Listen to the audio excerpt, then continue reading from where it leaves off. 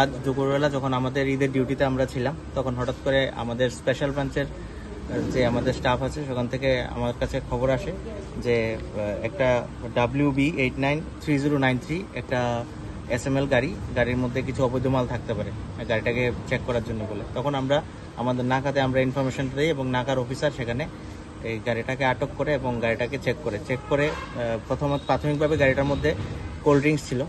Cold drinks সরিয়ে যখন ভেতরে কোল্ড ড্রিঙ্কসের আড়ালে আমরা বার্মিজ সিগারেট আমরা পেয়েছি সেখানে, এবং প্রায় 40 কার্টুন বার্মিজ সিগারেট সেখানে, মানে দুটা ব্র্যান্ডের, একটা পেট্রন একটা মন্ট, দুটা ব্র্যান্ডের সেখানে আমরা পেয়েছি। আমরা আইন অনুযায়ী সেগুলিকে আমরা সিজ করেছি এবং কালকে সেগুলিকে প্রেরণ করবো। এবং দুজন ড্রাইভার এবং যে সঙ্গে হেল্পার ছিল ওদেরকে আমরা আটক করেছি। স্যার ওদের কি নাম জানতে পেরেছি? হ্যাঁ, ওদের নাম একজন জুয়েল মিয়া আর একজন বিজয় মগ। একজন কুমারঘাটের বাসিন্দা আর একজন আমবাসার বাসিন্দা।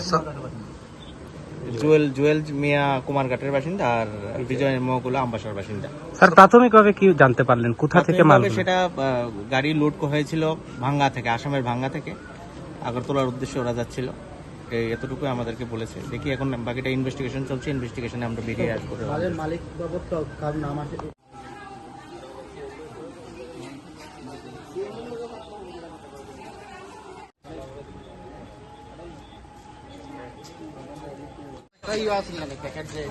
এটা রাখি দিলে সুন্দর লাগবে না, খোলা যে একটা পলিথিনের মধ্যে আছে।